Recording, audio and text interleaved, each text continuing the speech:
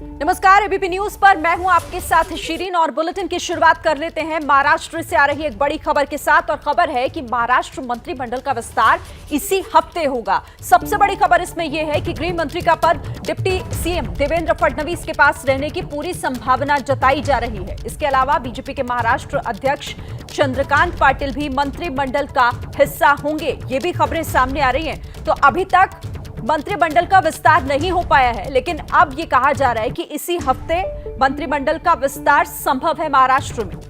और फडणवीस, जिनके पास गृह मंत्रालय की जिम्मेदारी हो सकती है, महाराष्ट्र मंत्रिमंडल के विस्तार से जुड़ी इस वक्त की बड़ी खबर। सूत्रों से जानकारी मिल रही है कि इसी हफ्ते होगा मंत्रिमंडल का विस्तार। सीधे रुक कर लेते हैं, रौनक कुकड़े हमारे साथ जुड़ गए हैं। रौनक, मंत्रिमंडल का विस्तार कब होगा, फिलहाल एक सवाल, लेकिन अब खबर यह कि इसी हफ्ते संभव।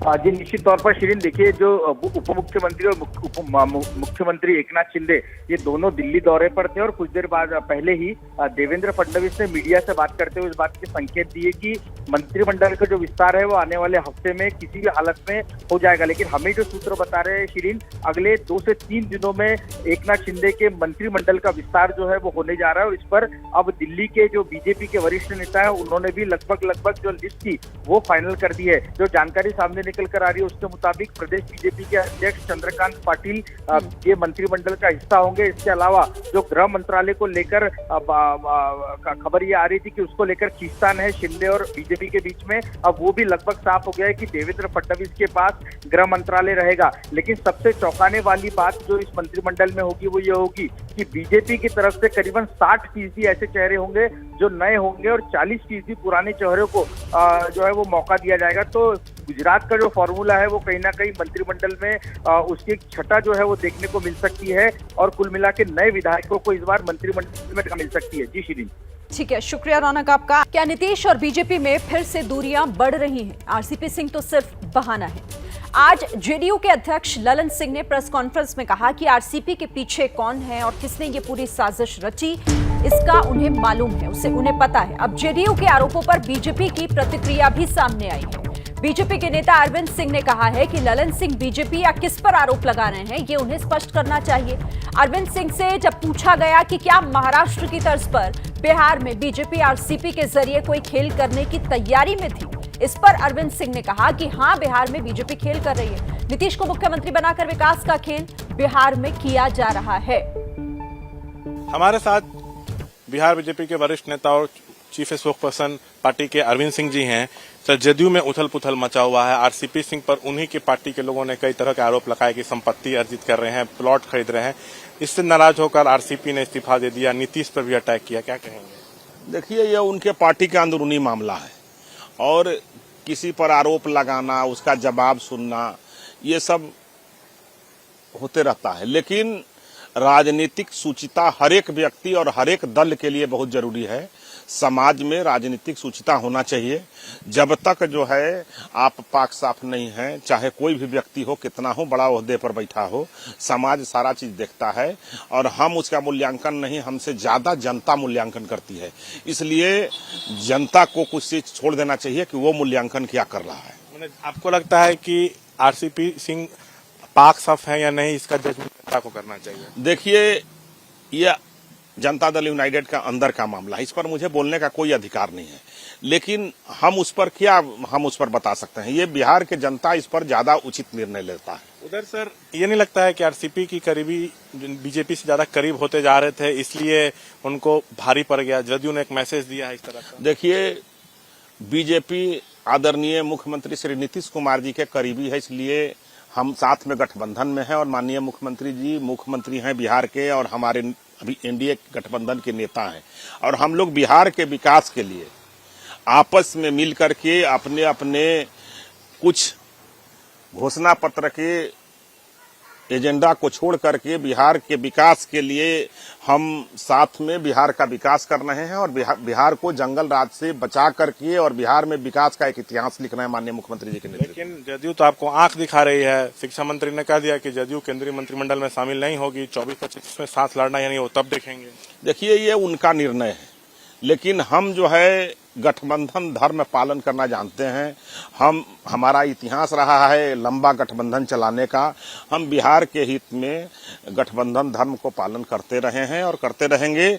और बकिए हम भारतीय जनता पार्टी की बात बोल रहे हैं, हम गठबंधन धर्म चलाते हैं और बिहार के जनता मेरे लिए सर्वोपरि है। आपको नहीं लगता कि आरजेडी और जदयू में जिस नजदीकियां बढ़ रही हैं, दोनों चाचा भतीजे फिर साथ हो सकते हैं? देखिए, बहुत कुछ कवायद होते रहता है, लेकिन अभी हम लोग साथ में गठबंधन में है। माननीय मुख्यमंत्री नीतीश कुमार के नेतृत्व में एनडीए गठबंधन आगे बढ़ रहा है, बिहार में विकास हो रही है और बिहार के जनता के हित में भारतीय जनता पार्टी उचित निर्णय लेते रहेगा और बिहार को सुशासन स्थापित रहेगा।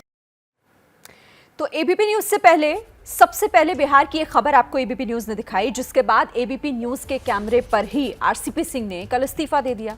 कल आरसीपी सिंह का इस्तीफा हुआ और आज जेडीयू के राष्ट्रीय अध्यक्ष ललन सिंह ने एक प्रेस कॉन्फ्रेंस कर आरसीपी सिंह पर निशाना साधा। अब यहां सवाल यह है कि जेडीयू डूबता हुआ जहाज है या फिर दौड़ता हुआ। 2 आदमी चिट्ठी भेज दिया, मार कर रहे हैं। कुछ तो पढ़ा करिए और लागू सब पर होता है जी। तो मैं क्या ऐसे लोगों के साथ रहूंगा? और वैसे भी आप जरा देख लीजिए, ये तो बिल्कुल डूबता हुआ जहाज है।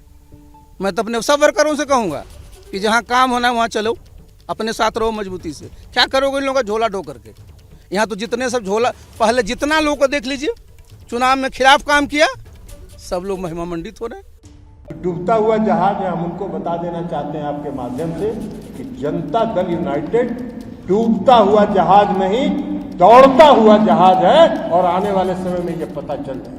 अब बताइए, कह रहे हैं कि जनता दल यूनाइटेड जो है डूबता हुआ जहाज है। क्या जानते हो जनता दल यूनाइटेड के बारे में? क्या जानते हैं समता पार्टी के बारे में? समता पार्टी और जनता दल यूनाइटेड का निर्माण कैसे हुआ है और किन संघर्ष के रास्ते से निर्माण हुआ है, उसका कोई ज्ञान है? एबीसीडी का ज्ञान है उनको? कोई ज्ञान नहीं, कुछ नहीं जानते। वो कभी संघर्ष के साथ ही नहीं रहे, वो सत्ता के साथ ही रहे।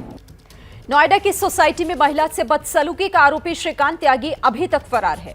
परसों श्रीकांत त्यागी ने सोसाइटी की महिला के साथ गाली गलौज की थी। लगातार श्रीकांत त्यागी की करतूत के नए वीडियो सामने आ रहे हैं। कल नोएडा के सांसद डॉक्टर महेश शर्मा भी उस सोसाइटी में गए थे और कहा था कि 48 घंटे के भीतर श्रीकांत त्यागी को गिरफ्तार कर लिया जाएगा। करीब 25 घंटे से ज्यादा का वक्त हो चुका है, लेकिन अभी तक आरोपी पकड़ से बाहर है। मैंने पुलिस कर्मियों को कि 48 घंटे में अगर वह गिरफ्तार नहीं हुआ और कानून के हिसाब से उसको सजा मिलेगी तो हम आपके साथ हैं। वह जेल के सीखचों के पीछे होगा व्यक्ति, ये मैं आपको विश्वास दिलाता हूं। आखिर नोएडा की सोसाइटी में श्रीकांत त्यागी ने गुंडागर्दी क्यों की और उसकी हरकतों से सोसाइटी के लोग किस कदर परेशान हैं?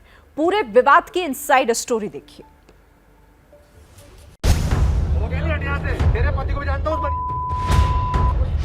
भाषा मवालियों वाली,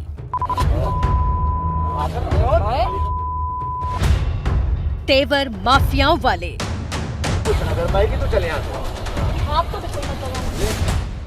करतूत सड़क छाप गुंडों वाली। आराम से सर, आराम से। गाली गलौज कर रहा ये शख्स श्रीकांत त्यागी है, जो खुद को नेता बताता है। वीडियो यूपी के नोएडा के सेक्टर 93 में ओमैक्स ग्रैंड अपार्टमेंट का है, जहां श्रीकांत त्यागी रहता है। जिस महिला को धमका रहा है वो उसी अपार्टमेंट की रहने वाली है।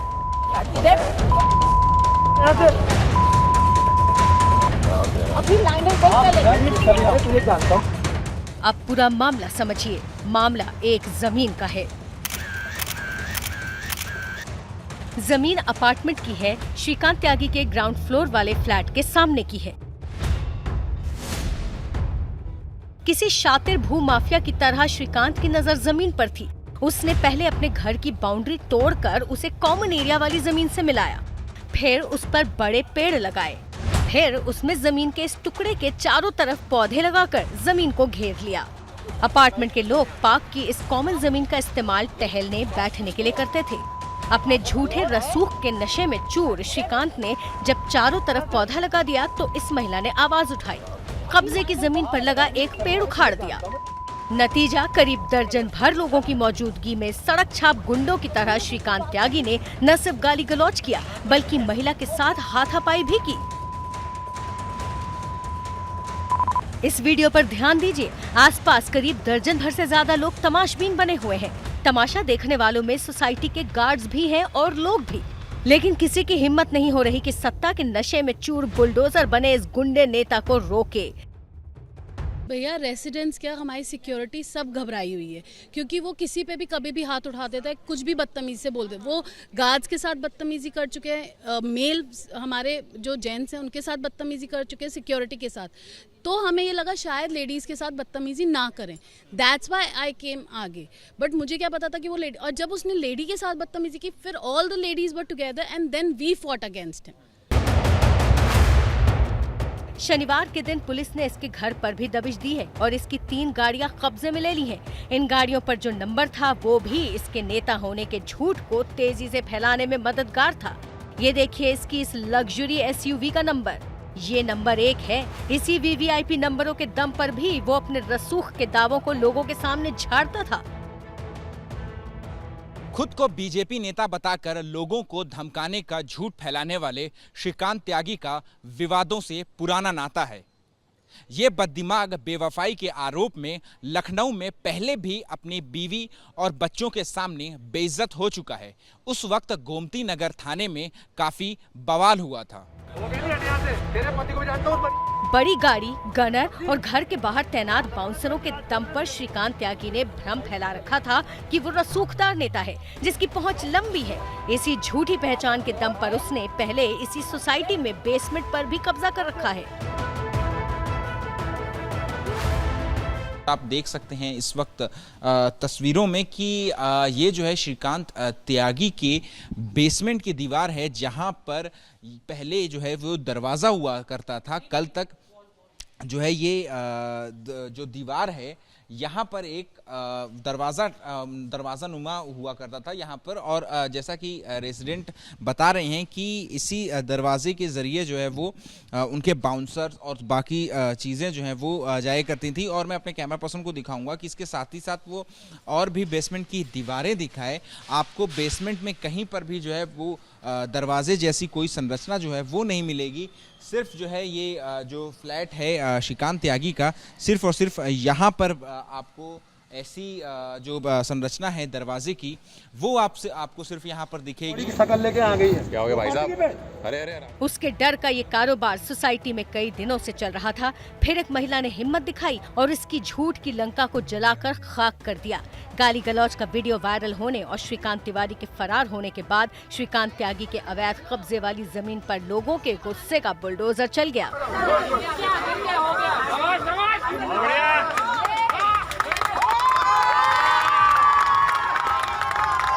श्रीकांत त्यागी देश के उस वीवीआईपी कल्चर का जीता जागता उदाहरण है जिसको उखाड़ फेंकने के लिए पीएम मोदी और यूपी के मुख्यमंत्री योगी आदित्यनाथ लगातार काम कर रहे हैं। अपील कर रहे हैं कि देश के लिए वीवीआईपी कल्चर खराब है। तेरे पति को भी जानता हूँ, बढ़िया को। वीआईपी कल्चर, देखिए देश को बहुत नफरत है। युग बदल चुका है, जनता जनार्दन बहुत सतर्क है, सचेत है। हमें उसको ध्यान में रख करके अपने आप को बदलना है। सिर्फ दिखावे के लिए नहीं, अपने आप को बदल देना चाहिए। और वीआईपी कल्चर से हम जितना बच सकते हैं हमने बचना चाहिए। 2017 से ही देश में मंत्रियों और अफसरों की गाड़ियों पर बत्ती का कल्चर खत्म हो गया है।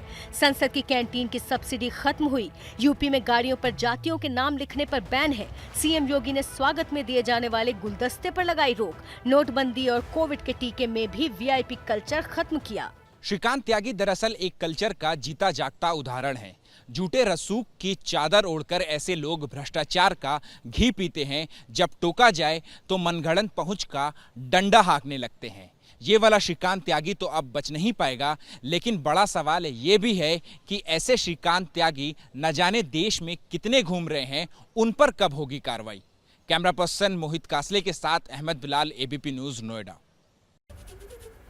तो महिला से बदसलूकी करने के मामले में श्रीकांत त्यागी को लगातार पुलिस अलग अलग ठिकानों पर ढूंढ रही है, लेकिन अभी तक श्रीकांत त्यागी को लेकर पुलिस के हाथ खाली हैं क्योंकि वो फरार चल रहा है। 48 घंटे का अल्टीमेटम दिया था, 48 घंटे में पकड़ लिया जाएगा, ये सांसद महेश शर्मा की तरफ से दावा किया गया था जब वो पहुंचे थे लोगों के बीच। और देखिए 22 घंटे 34 मिनट बाकी हैं अब उनके इस 48 घंटे पूरे होने में, लेकिन अब तक श्रीकांत त्यागी फरार है। ये गालीबाज गुंडा जिसको ढूंढने की पुलिस लगातार कोशिश कर रही है, लेकिन अभी भी इसका कोई पता नहीं लग पा रहा है।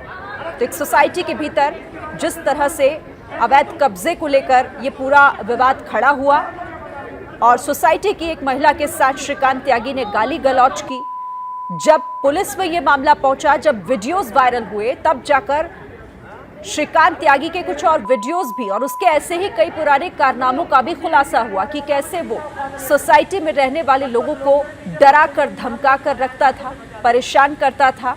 पेड़ लगाने को लेकर यह विवाद जो कि इतना बढ़ा कि अब बात उसके छिपने छिपाने तक आ गई है। लगातार अलग अलग जगहों पर पुलिस दबिश दे रही है श्रीकांत त्यागी को गिरफ्तार करने के लिए। उसके रिश्तेदारों से, उसके जानने वालों से पूछताछ जारी है। खुद को बीजेपी के कई पदों पर बताने वाला ये श्रीकांत त्यागी, हालांकि बीजेपी ने पूरी तरीके से इस बात को खारिज कर दिया है कि पार्टी के किसी भी पद पर वो कभी भी नहीं रहा। खुद सांसद महेश शर्मा जो सोसाइटी में परेशान लोगों से मिलने पहुंचे, उन्होंने उनसे बात की, उनसे उनकी परेशानियों को सुना और भरोसा दिलाया, ये आश्वासन दिलाया कि गुंडागर्दी करने वाला ये फर्जी नेता ज्यादा देर पुलिस की गिरफ्त से बाहर नहीं रह पाएगा। 48 घंटे में उसकी गिरफ्तारी का वादा किया, लेकिन 22 घंटे से ज्यादा का वक्त हो चुका है। 22.5 घंटे बाकी हैं उनके इस अल्टीमेटम को पूरा होने में, उनके इस 48 घंटे के भरोसे में। अब देखना होगा कि कब तक श्रीकांत त्यागी की गिरफ्तारी हो पाए।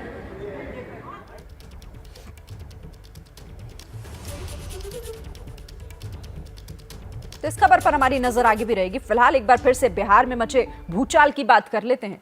एबीपी न्यूज ने सबसे पहले बिहार की ये खबर दिखाई थी, जिसके बाद एबीपी न्यूज के कैमरे पर ही आरसीपी सिंह ने इस्तीफा दे दिया।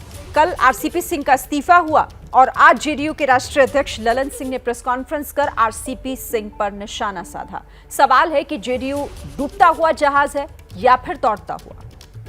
2 आदमी चिट्ठी भेज दिया, मार कर रहे हैं। कुछ तो पढ़ा करिए, और लागू सब पर होता है जी। तो मैं क्या ऐसे लोगों के साथ रहूंगा। और वैसे भी आप जरा देख लीजिए, ये तो बिल्कुल डूबता हुआ जहाज है। मैं तो अपने सब वर्करों से कहूंगा कि जहां काम होना है वहां चलो, अपने साथ रहो मजबूती से। क्या करोगे इन लोगों का झोला ढो करके? यहाँ तो जितने सब झोला, पहले जितना लोगों को देख लीजिए चुनाव में खिलाफ काम किया, सब लोग महिमा मंडित हो रहे हैं। डूबता हुआ जहाज है, हम उनको बता देना चाहते हैं आपके माध्यम से कि जनता दल यूनाइटेड डूबता हुआ जहाज नहीं, दौड़ता हुआ जहाज है और आने वाले समय में ये पता चल जाए। अब बताइए, कह रहे हैं कि जनता दल यूनाइटेड जो है डूबता हुआ जहाज है। क्या जानते हो जनता दल यूनाइटेड के बारे में? क्या जानते हैं समता पार्टी के बारे में? समता पार्टी और जनता दल यूनाइटेड का निर्माण कैसे हुआ है और किन संघर्ष के रास्ते से निर्माण हुआ है, उसका कोई ज्ञान है? एबीसीडी का ज्ञान है उनको? कोई ज्ञान नहीं, कुछ नहीं जानते। वो कभी संघर्ष के साथ ही नहीं रहे, वो सत्ता के साथ ही रहे। तो आरोप पर प्रत्यारोप लगातार जारी है। आरसीपी सिंह कई बड़े आरोप उन्होंने लगाए और नीतीश कुमार को जेडीयू को डूबता हुआ जहाज बताया, जिस पर ललन सिंह आज सामने आए मीडिया के और तमाम आरोपों पर उन्होंने जवाब भी दिया। तो नीतीश और जेडीयू की लड़ाई अब खाने पीने पर भी आ गई है। आरसीपी सिंह ने कल आरोप लगाया कि नीतीश सिर्फ 3 घंटे काम करते हैं, शाम को भूजा पार्टी होती है। इस पर जेडीयू अध्यक्ष ललन सिंह ने क्या कहा, आइए सुनते हैं। चेहरा तो आपका था, ये लोग निकलते हैं जी। आप जरा आप देखिए, सब लोग बोलेंगे 18 घंटा काम करते हैं, बोलते हैं ना, चेक कर लीजिए। दफ्तर कितने बजे आते हैं? 11 बजे। खाना खाएंगे 1 बजे, उसके बाद आएंगे 5 बजे, 6 बजे के बाद भुंजा पार्टी चलेगी। इस देश में कौन सा ऐसा मुख्यमंत्री होगा जी कि 3 घंटा शाम में गप करता है? बता दे को, वही 3-4 लोग रहते हैं। अरे हम लोग शुरू में जब 2005 से 10 तक थे, बैठे रहते थे और 2005 से 10 तक चला था जी। वो तो 2009 में मैंने बताया कि बता दिया कि प्रधानमंत्री बनिएगा, तब से लाइनें बदल गया। तो नीतीश कुमार को कटघरे में खड़ा कर रहे थे, उनके कामकाज पर सवाल उठा रहे थे। दाहिना हाथ रहे, अब बागी बन चुके हैं और पूरी जेडीयू को कहीं ना कहीं यहां पर जिस तरह से उन्होंने निशाने पर लिया। और आज कई बातों का जिक्र ललन सिंह भी कर गए। ललन सिंह ने बिहार में दूसरा मॉडल चिराग मॉडल 2 होने की बात कही। उन्होंने कहा कि चिराग मॉडल फिर से कहीं ना कहीं खड़ा करने की कोशिश थी, लेकिन उससे रोक दिया गया है। नीतीश कुमार जी की संख्या जो 43 पर आ गई, वो जनाधार में कमी के कारण नहीं आई। नीतीश कुमार जी के खिलाफ षड्यंत्र हुआ, साजिश हुई। एक मॉडल इस्तेमाल किया गया था 2020 के विधानसभा के चुनाव में, चिराग मॉडल, और दूसरा चिराग मॉडल तैयार किया जा रहा था। लेकिन कभी अगर होगा आगे तब बताएंगे कि षड्यंत्र कहां कहां हुआ और कैसे कैसे हुआ।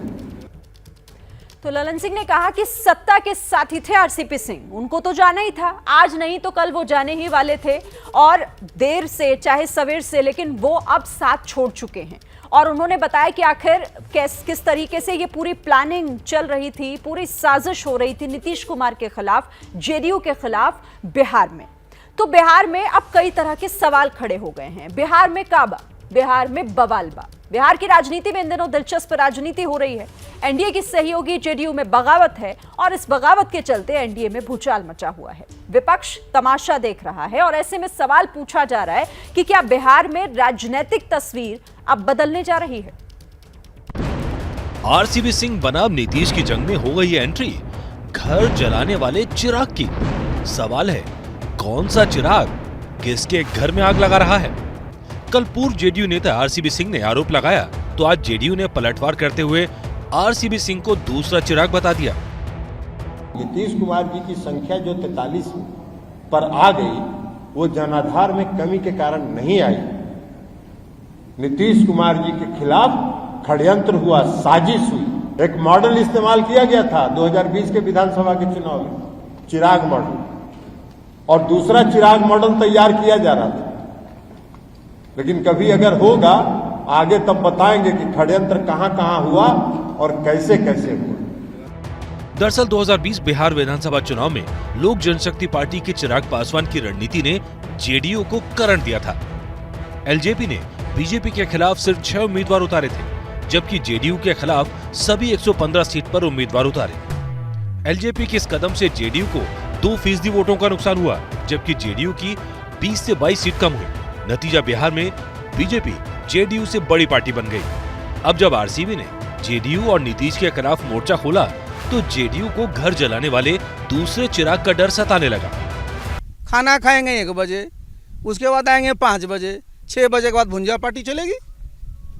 इस देश में कौन सा ऐसा मुख्यमंत्री होगा जी कि 3 घंटा शाम में गप करता है? आज क्या क्या बोल रहे हैं भाई, कह रहे भुंजा खाते हैं। अरे, और नीतीश कुमार जी भुंजा खाते हैं, इसमें भी आपको आपत्ति है? तो नीतीश कुमार जी भुंजा खाते हैं, काम नहीं करते, तो कम आप कर दिए बिहार में विकास।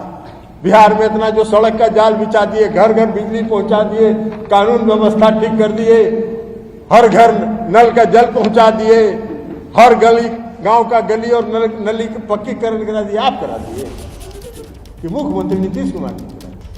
क्या नीतीश और बीजेपी में फिर से दूरियां बढ़ रही हैं? आरसीपी सिंह तो सिर्फ बहाना है।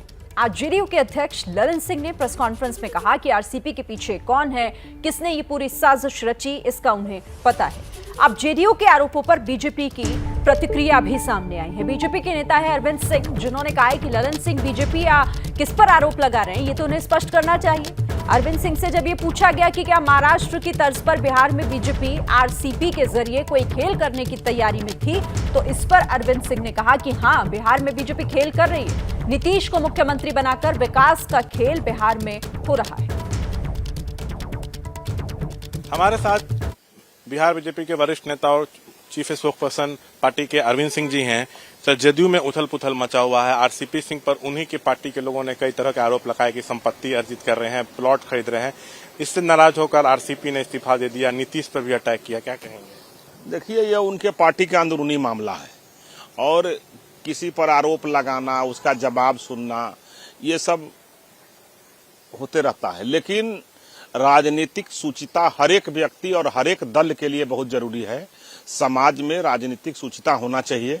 जब तक जो है आप पाक साफ नहीं है, चाहे कोई भी व्यक्ति हो, कितना हो बड़ा ओहदे पर बैठा हो, समाज सारा चीज देखता है, और हम उसका मूल्यांकन नहीं, हमसे ज्यादा जनता मूल्यांकन करती है।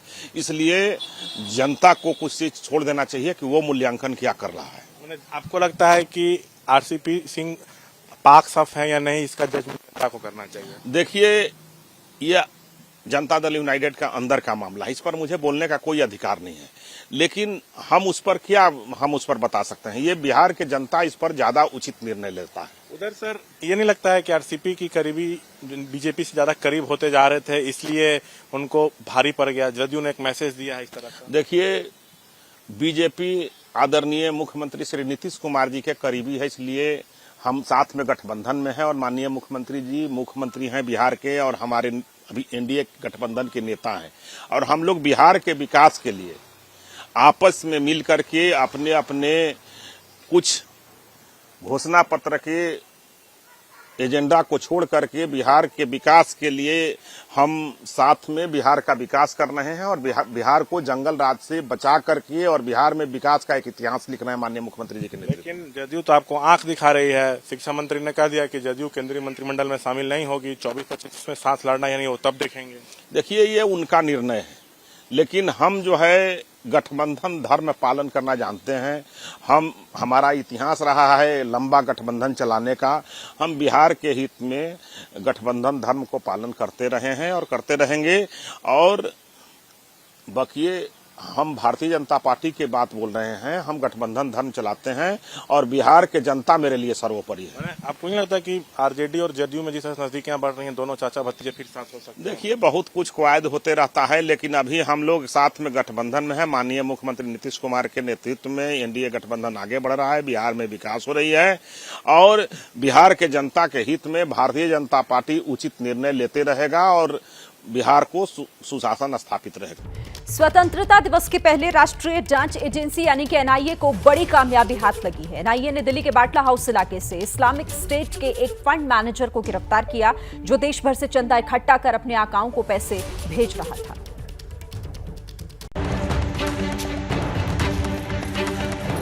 दिल्ली के प्रतिष्ठित जामिया यूनिवर्सिटी में पढ़ने वाला मोहसिन अहमद नाम का यही वो छात्र है जिसे नेशनल इन्वेस्टिगेशन एजेंसी यानी एनआईए वर्सेस आतंकी संगठन इस्लामिक स्टेट का सदस्य बताकर गिरफ्तार किया गया है। मोहसिन जामिया यूनिवर्सिटी में बीटेक फर्स्ट ईयर का छात्र है। इसे बटला हाउस इलाके के जोगाबाई एक्सटेंशन से गिरफ्तार किया गया है। आज मोहसिन को कोर्ट में पेश किया गया, जहां से इसे एनआईए की एक दिन की रिमांड में भेज दिया गया। 15 अगस्त से पहले नेशनल इन्वेस्टिगेटिव एजेंसीज को एक बड़ी कामयाबी मिली है जब उन्होंने आईएसआईएस आतंकी को गिरफ्तार किया। इस वक्त हम बटला हाउस के उसी F18/27 मकान के बाहर मौजूद हैं और इसी मकान से एनआईए ने ये गिरफ्तारी की है। मोहसिन अहमद जो संदिग्ध आतंकी है। मोहसिन के पिता रेलवे में नौकरी करते हैं। वो 3 बहनों में अकेला भाई है। एनआईए का दावा है कि मोहसिन अहमद आतंकी संगठन इस्लामिक स्टेट से जुड़ा है और अलग अलग देशों से फंड इकट्ठा कर आईएसआईएस को क्रिप्टो करेंसी के जरिए पैसे सीरिया भेज रहा था। एनआईए के मुताबिक मोहसिन अहमद इस्लामिक स्टेट का एक्टिव मेंबर है। अब पुलिस उसके घर से जो बरामद दस्तावेज हुए हैं और जो कुछ गैजेट्स जो बरामद हुए हैं उनको खंगाल रही है, जिससे ये पता चल सके कि इससे पहले वो किस तरीके से किन किन लोगों को रेडिकलाइज कर चुका है, कितना पैसा वो बाहर जो आतंकी संगठन है उनको भेज चुका है। लेकिन कहीं ना कहीं एक बड़ी कामयाबी एनआईए के लिए 15 अगस्त से पहले है। कहा जा रहा है कि मोहसिन को जामिया के ही छात्रों की सूचना पर पकड़ा गया। इस पर पिछले 6 महीने से नजर रखी जा रही थी। एनआईए ने मोहसिन के घर से एक फोन और 2 लैपटॉप बरामद किए, जिसमें चरमपंथी साहित्य और कई वीडियोस मौजूद हैं। दावा किया जा रहा है कि इसी के जरिए मोहसिन देश में आईएसआईएस के खिलाफ प्रोपेगेंडा फैला रहा था। और इस वक्त एक बड़ी खबर ये कि नीति आयोग की बैठक खत्म हो गई है। सभी मुख्यमंत्री वहां से निकल रहे हैं। अमित शाह, योगी आदित्यनाथ, अशोक गहलोत, शिवराज सिंह चौहान जो इस बैठक में शामिल हुए, सब अब निकल रहे हैं। तो नीति आयोग की बैठक जो कि प्रधानमंत्री की अध्यक्षता में हुई, इस बैठक में कई महत्वपूर्ण बातों पर चर्चा की गई। फिलहाल ये बैठक खत्म हो गई है। सीधे रुख कर लेते हैं रविकांत का, हमारे साथ जुड़ गए। रविकांत, क्या है पूरी खबर? देखिए, सबसे महत्वपूर्ण बात तो ये है कि इस बैठक में 5 ट्रिलियन इकोनॉमी बनाने के लिए जो योजना सरकार की है उस पर बातचीत हुई और जीएसटी कलेक्शन लगातार बढ़ रहा है इसको लेकर के मीटिंग में एक उत्साह का वातावरण भी था और सभी राज्यों को ये कहा गया कि मिलजुल करके काम करें और जीएसटी कलेक्शन बढ़ाने पर भी जोर दिया गया। हालांकि जो मुख्य एजेंडे थे उनमें तिलहन की जो है और तिलहन और दाल को का आयात ज्यादा से ज्यादा अभी हो रहा है वो कम हो और निर्यात बढ़ सके, इसको लेकर के बातचीत हुई। दालों को कैसे बढ़ाया जाए, खासतौर से मसूर और अरहर की दाल पर फोकस था। इनका आयात ज्यादा होता है, इसमें कैसे हम आगे बढ़े इसको लेकर के चर्चा हुई। इसके अलावा राष्ट्रीय शिक्षा नीति को लेकर के चर्चा हुई। स्कूलों में राष्ट्रीय शिक्षा नीति जो सरकार की न्यू एजुकेशन पॉलिसी है उसको कैसे जल्द से जल्द स्कूली शिक्षा में लागू कर सकें और जो उच्च शिक्षा संस्थान है उसमें कैसे लागू कर सकें, इन बातों पर विशेष तौर से ध्यान दिया गया। आज तेलंगाना के मुख्यमंत्री ने प्रधानमंत्री को कल चिट्ठी लिख करके बहिष्कार किया था, उस पर भी हमने सवाल किया तो उन्होंने बताया कि आज तेलंगाना पर कोई बातचीत नहीं हो सकी क्योंकि उनके मुख्यमंत्री नहीं आए थे। इसी तरीके से बिहार के मुख्यमंत्री भी स्वास्थ्य कारणों से नहीं आए थे, लेकिन बाकी ममता बनर्जी पर भी बातचीत हुई। ममता बनर्जी के बारे में ये कहा गया कि काफी सकारात्मक रुख था उनका। पहले वो हमेशा विरोध करती हुई नजर आती थी, लेकिन आज वो उपस्थित भी थी और काफी सकारात्मक भी थी। G20 में जिस तरीके से स्टेट के जो काम है उनको शोकेस करने की बात थी, इस पर भी ममता बनर्जी ने प्रधानमंत्री का समर्थन किया और खुशी जताई है। ठीक है, शुक्रिया आपका रविकांत हमारे साथ जुड़ने के लिए। तो नीति आयोग की बैठक में क्या कुछ खास रहा, रविकांत उसकी जानकारी दे रहे थे। नीति आयोग की बैठक जिसमें शिक्षा नीति पर भी चर्चा हुई, ये बैठक अब खत्म हो गई है। दालों के आत्मनिर्भर किसानों के मुद्दे पर चर्चा हुई। तो नीति आयोग की बैठक प्रधानमंत्री नरेंद्र मोदी की अध्यक्षता में खत्म हो गई है। जो फिलहाल इस वक्त का बड़ा अपडेट इस बैठक से जुड़ा हुआ, प्रधानमंत्री ने सभी मुख्यमंत्रियों के साथ इस बैठक में चर्चा की। 4 अहम मुद्दे रहे जिन पर चर्चा हुई है, जिसमें राष्ट्रीय शिक्षा नीति पर चर्चा हुई है, दलहन तिलहन को लेकर उसमें और देश कैसे आत्मनिर्भर बन सकता है, इस पर भी चर्चा हुई है। चलिए आगे बढ़ते हैं, बात कर लेते हैं यूपी के एक कद्दावर मंत्री की, जो एक मामले में उन्हें सजा होनी थी। मंत्री जी कोर्ट भी पहुंचे, लेकिन फिर कोर्ट में कुछ ऐसा करके निकले जिसके बाद उनके खिलाफ कोर्ट से पुलिस थाने तक शिकायतों का भानुमति का पिटारा खुल गया है। मंत्री जी लगातार कह रहे हैं कि ये खबरें झूठी हैं। आपके चैनल एबीपी न्यूज ने फाइल लेकर कोर्ट से भागने के आरोपी मंत्री राकेश सचान से बात की है। राकेश सचान ने अपनी सफाई दी और अपना पक्ष बताया। राकेश सचान से बात की मेरे सहयोगी विकास भदौरिया ने। एक बार फिर से एबीपी न्यूज में आपका स्वागत है और देखिए हमारे साथ कानपुर से विधायक और कैबिनेट मंत्री राकेश सचान साहब हैं, जिनके ऊपर आरोप लगा है कि उनको एक आर्म्स एक्ट के 31 साल पुराने मामले में दोषी करार दिया गया, लेकिन उसके बाद वे वहां से कोर्ट से केस की फाइल लेकर फरार हो गए। सचान साहब आपका स्वागत है। क्या आपको आज दोषी करार दिया गया था, माफ कीजिएगा कल दोषी करार दिया गया था कोर्ट में, और उसके बाद आपने वो फाइल लेके आप कोर्ट से निकल गए? देखिए, अक्टूबर में मैं गया था अदालत में। मेरा वकील ये बोल रहा था कि 5 मिनट के लिए आपको अदालत आना है, और ट्रायल पे मुकदमा हमारा चल रहा था। तो उसी के दौरान कल तारीख थी, उसी में मैं तारीख गया था। क्योंकि पूर्व निर्धारित प्रोटोकॉल मेरा पहले से जारी था 10 बजे से लेके 5 बजे तक, और सारे कार्यक्रम मिर्जापुर से लेकर बनारस तक के कार्यक्रम मेरे लगे थे। तो मैंने वकील से कहा, उन्होंने कहा 5 मिनट में फ्री कर देंगे। जब मैं अदालत पहुंचा हूँ तो मैं अदालत गया। अदालत में वकील ने कहा कि जब साहब थे नहीं, फिर आए, बोले थोड़ी देरी लगेगी और आज थोड़ा टाइम लग सकता है, लंच बाद तक रुकना पड़ सकता है। तो हमने कहा कि ऐसा है, आज आप इनसे अगली कोई जिले की तारीख ले लीजिएगा और हाजिरी माफी की एप्लीकेशन दे दीजिएगा। और हम चूंकि पहले से कार्यक्रम में, मैं वहां से 11:30 बजे वकील ने कहा कि आप जाइए, हम आपकी तारीख ले लेंगे। हम 11:30 बजे वहां से निकल आए थे। वहां से निकलने के बाद मैं पुखराया भोगनीपुर अपने पार्टी कार्यालय में, जहाँ जनता दरबार लगता है, मैं वहाँ गया। और वहाँ के बाद मेरा एक PIA उद्यमी संगठनों के साथ कल्की में बैठक थी। 5 बजे हमें निकलना था मिर्जापुर के लिए। मिर्जापुर में आज प्रेस कॉन्फ्रेंस थी और आज ही बनारस में कई कार्यक्रम थे। तो आप वहां से कोर्ट रूम से कोई भी केस फाइल लेकर या कोई भी फाइल लेकर नहीं निकले? नहीं, मैं वहां पर कोई कागज कोई फाइल लेके नहीं निकला। वहां सीसीटीवी कैमरे के फुटेज हैं, उनकी जांच कर ली जाए। मैं कोर्ट में या कोर्ट के बाहर, मैं तो केवल 20 से 20 मिनट में वहां रुका हूं। 20 मिनट के बाद मैं चला आया हूं। वकील ने कहा कि आप जाइए, हम आपको तारीख लेके बताएंगे। तो राकेश सचान जी, आपको इस बात का भी इल्म नहीं था कि एक मुकदमे में आज फैसला सुनाया जाना है? इस बात की भी कोई जानकारी नहीं थी? कोई जानकारी नहीं थी। 11 अक्टूबर से लेके हम आप ये समझिए ये अगस्त है। मैं अगस्त में गया हूँ तारीख। 11 महीने में तमाम तरीके की बात होती है, कोई न कोई बताता है, बहस होती है। तो हमको तो जिरह की बताया गया था कि जिरह है, बहस है। हाँ। हमें तो जानकारी ही नहीं थी कि कोई इस तरह की बात है या इस तरह। लेकिन आपके खिलाफ कोर्ट की जो रीडर है कामिनी, उन्होंने लिखित शिकायत दी है, लिखित तहरीर दी है कोतवाली थाने में कि आपको सजा का ऐलान हुआ कोर्ट में। उसके बाद जज साहब उठ के अपने चैम्बर में चले गए उस कोर्ट की सजा को ऐलान को लिखने के लिए। इसी बीच आपके वकील ने वो केस से जुड़ी हुई फाइल ली और फाइल लेकर फिर आप वहां से निकल गए।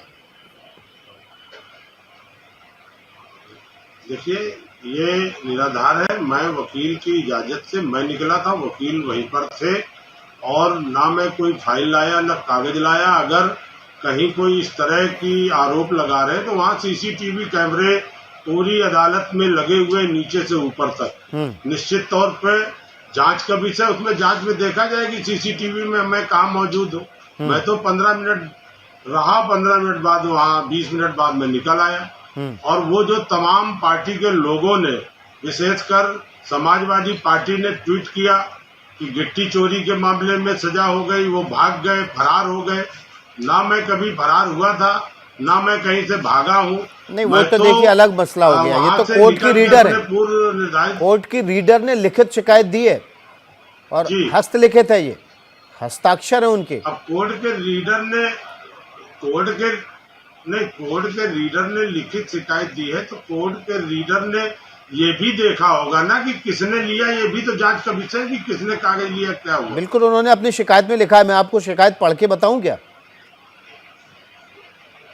नहीं, शिकायत हमें मालूम है, शिकायत मालूम है, लेकिन उन्होंने शिकायत गलत की है और मैं उसमें ना कहीं था और ना मैंने कोई कागज लिया, ना कोई ऑर्डर लिया, ना मैं वहां से भागा। तो आरोपों से घिरे कैबिनेट मंत्री राकेश सचान का पक्ष आप एबीपी न्यूज पर सुन रहे थे। क्या मजबूरी है मेरी, बताइए। मैं अभी आपको बताती हूँ कि मैंने ओए होए होए होए नमकीन के चटकारे लेते हुए टकटकी मार के डिबेट शो को पॉज रिपीट कर करके देख रहे हैं जोगिंदर जी। इनकी तरह आप भी देखें अपनी फेवरेट डिबेट्स को रिपीट कर और डाउनलोड कीजिए एबीपी लाइव ऐप अपने स्मार्ट टीवी पर।